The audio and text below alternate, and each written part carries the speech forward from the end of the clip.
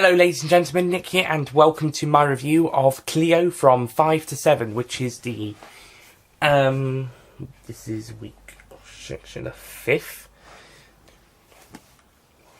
Yeah, the 5th film I am watching in Introduction to Theory, which is a module on my university course. And it's also by Agnes Varda, who I saw a documentary of last year, which you can find the review on my main channel, Faces Places, or Visas Villages in French. And it's with her and the French printer artist, JR, going around France and seeing all the people of the villages and small towns and communities. So that's nice. So that's a lovely documentary. That was a really great documentary. So, yeah, I was actually pretty happy to see that we were getting a film from Agnes Varda because I liked that documentary so much. And also it was a special screening the week I had my freshman's week. In my freshman's week at the Cambridge Arts Picture House Cinema in Cambridge. As students at Anglia Ruskin University in Cambridge. Cambridge campus. However, despite... she's thinking, yeah, this has been looking good. See how it goes.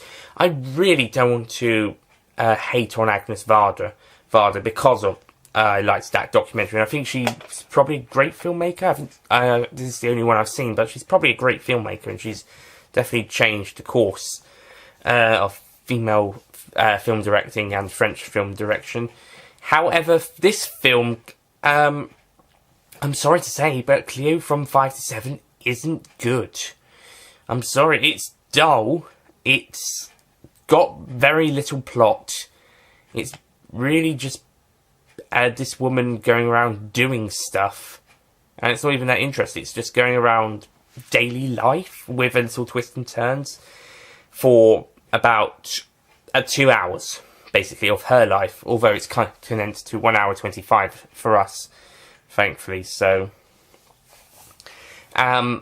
it's just weird. And what's even stranger is I think they've refilmed the opening for the restoration with the card scene where it was in colour, and we saw some the main character Cleo visiting a fortune teller, but half the most of the shots were in colour, and these appear to be brand new shots because they were also looking better. This scene could rival Casino Royale 2006 at how great card shots we've got here.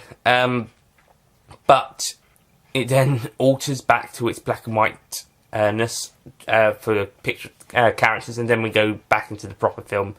So I'm not sure what that was about. So I guess they had to retake those card shots, maybe. I'm not sure, because it felt very odd them being in colour, and even worse, the cutting to and fro, the black and white stuff was just awkward. So yeah, and after that the film just gets uninteresting.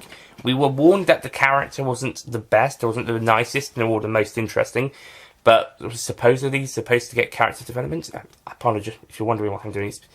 I had a shave and it's still a bit hurty-worty, so I'm just dumping some water on it. Anyway, so throughout the rest of the film, we just see her. Apparently, the character is a bit of a spoilt brat who's ill, and she's panicking about her illness, and she's also a bit of a prick and acting very childish. You even get some monologues from her and other characters saying that she's childish, but she doesn't even change her ways until she meets this army guy who's fighting in Algeria, and they get talking, and he accompanies her to the hospital, and they're just talking for a long time towards the end. Yeah, they introduced this character really late in the game, to be honest. I mean, they talk for a long time, but they introduce him really late. And it just hangs around for a bit longer. Also, it looked like he was going to become the new love interest, and she was getting a bit fed up with the other one because he was hardly there. It's just not that interesting. There's a few good conversations, but they'll go on forever. I think the maid is a pretty good character, but about halfway through, or certainly at the start of Act 2, we kind of just push everything from earlier on to the side, apart from the main character worrying about her illness, and also notice that people just walk through the middle of the road with little care in the world. Wouldn't get that nowadays, would you? Not even in Paris. I mean, if it was a less busy road, maybe, but very busy road, you wouldn't just do that. But that's not a nitpick against the film. That's just saying. But overall, Cleo from 5 to 7, it's just dull, and get some really awkward shots there. It's weird, and listening to other people's conversations just feels a bit out of place as well. I can see why she has when she's walking, she sees images of her maid, boyfriend, the piano player and songwriter flashing in her head, but why there's so much attention on other people around her is uncertain. But yeah, apart from those people that are actually in her life, whether it's a love life or friends, but it just feels like a really strange film, and it doesn't really feel like it's actually about anything.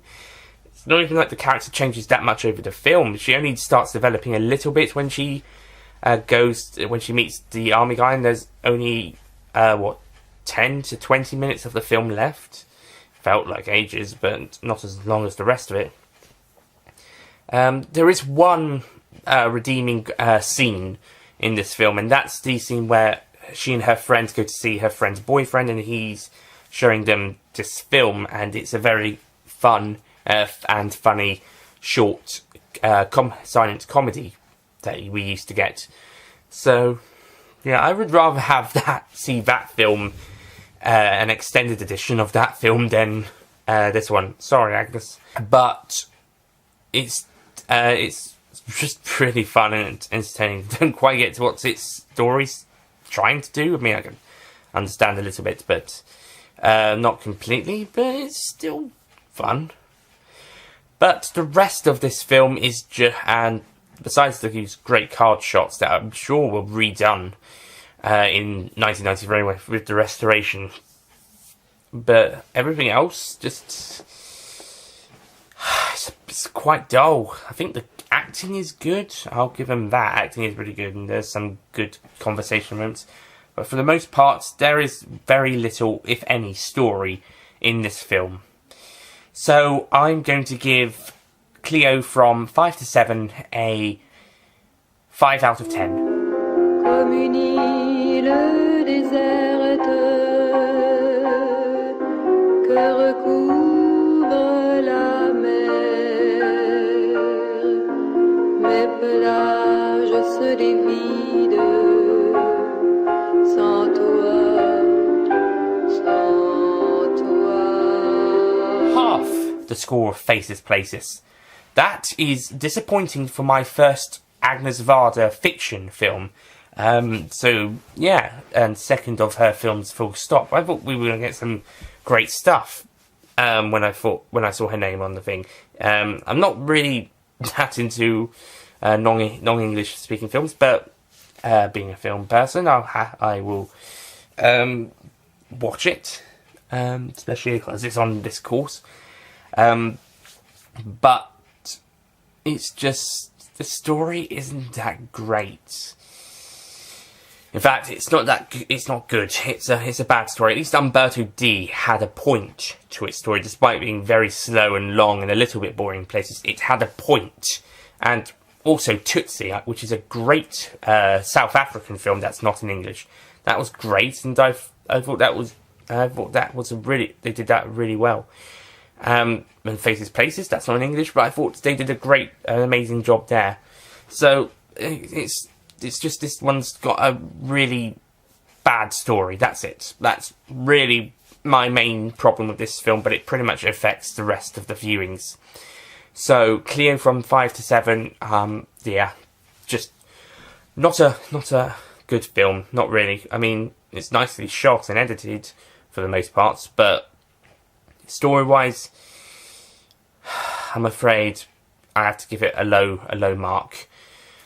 So yeah, that's it from Cleo from 5 to 7. Tune in next time. Next week we'll be watching a film that's absolutely fantastic in my course, and that will be The Dark Knight. But before we get to that review, I have to review Batman Begins first. So next film review will be Batman Begins, and the next film I'm watching in Introduction to Film Theory course, which will be getting its the next film from that course that I'll see, and we'll get its review next week, and that will be The Dark Knight, and I will do The Dark Knight Rises the week after. So that's it from me. Thank you for watching, and I'll see you guys next time. Goodbye.